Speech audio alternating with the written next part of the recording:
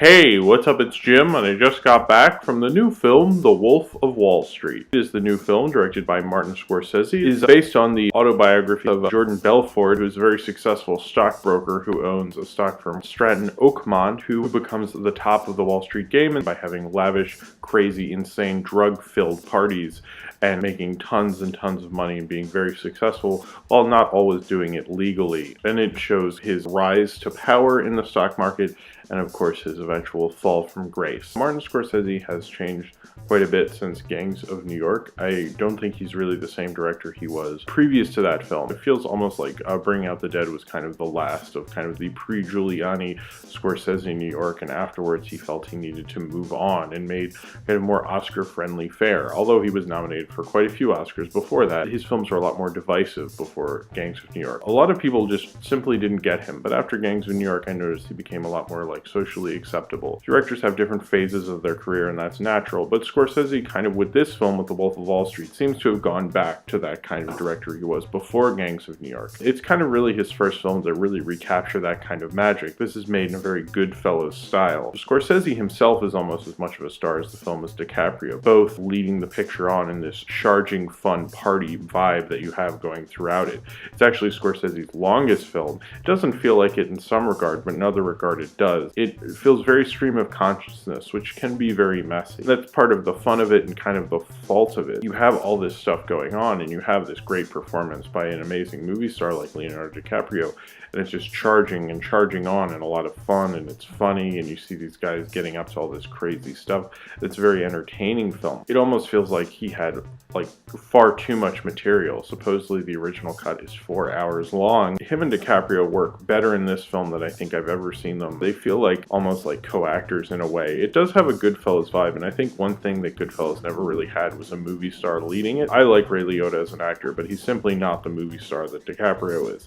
You know, not to say this is a better film than Goodfellas, I would never say that. Having a movie star leading the charge and kind of DiCaprio going with the movie star charm that he kind of strays away from as much as he goes towards, and he's almost twisting it in a weird way. A lot of narration, you know, having the typical narration and then doing kind of like Zach Morris style narration as well. And DiCaprio is really good at it and very charismatic, and you see why he's been a movie star for so long and inhabits it in a way that only like really older movie stars from the classic Hollywood era could, with his timeless good looks and his charisma. And it feels like him and Scorsese are almost channeling each other. You can tell when the film's getting excited, DiCaprio's performance becomes enraged. They almost feel like they're playing off each other. I think this might end up being one of the better examples of their partnership because they work so well together in this film. As for Scorsese, you know, it's interesting when any artist decides to turn back one of their previous eras of work, and Scorsese, you know, really hasn't, as I said before, done that before. He's not really the director he was when he made Goodfellas. Now,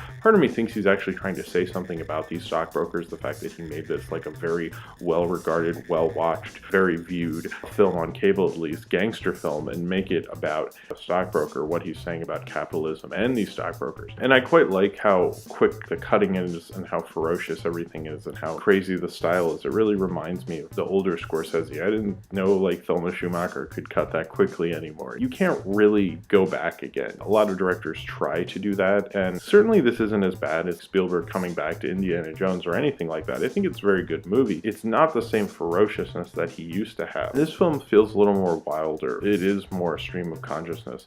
I think it has kind of a odder, kind of looser flow, like not as refined flow. Part of me likes that, but I feel like when I leave the last two Scorsese films like this and Hugo, it's like I like them while I'm watching them, but the more I think about them, it's kind of to their detriment. I'm not as into them as I think about them. I like them kind of almost both this and Hugo. I like more in the theory of it. And I still get the sense in both these, this and Hugo, that Scorsese really loves what he's making the film about, but he's almost like has so many ideas and so many different ways to do it and wants to make these films so incredibly dense that, you know, all his films were dense, but it's almost like he's gone a little too far, like he has even more ideas. Usually directors, their peak are usually when they're younger. There's very few directors who can make their better films when they're older, and I don't think this would be considered one of his better films. I think it's one of the better of his later films just because he has such a, let's kick out the jams, let's really do this time, let's really rip through everything and like have a good fun party of a movie. You're kind of with with DiCaprio and his charisma and this kind of crook, basically, this criminal,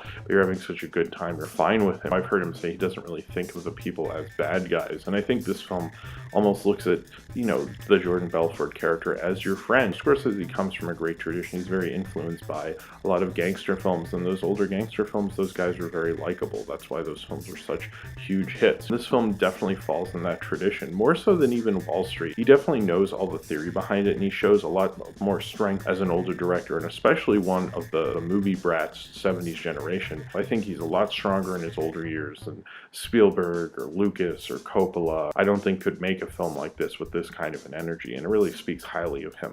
But it's just that it's so long. Could I have done without the boat sinking scene? The cast is just simply like insane, all the people that are in this film. Obviously DiCaprio is very good, but then you have Jonah Hill, Matthew McConaughey, Kyle Chandler, Rob Reiner, Jon Favreau, John Darjan, Joanna Lumley, Spike Jonze is even in it, Ethan Suplee, so many like great actors, and it was like surprising. I didn't know half the people who were in it were in it. It's mainly DiCaprio's film. There's certain ensemble about it, but because DiCaprio is such a presence in it, and it's so much really about the Jordan Belfort character, he can't really be an ensemble piece. There's certainly a bevy of great supporting actors in it, and Jonah Hill and DiCaprio have great charisma together. I think it's really hard for Jonah Hill not to have charisma with the guy he's with. I feel like every time Jonah Hill is a supporting actor in a movie, he has just like great charisma, whether it's Channing Tatum or Brad Pitt or DiCaprio, or he's in a Seth Rogen movie. He always has great charisma with who he's working with. I don't know if his performance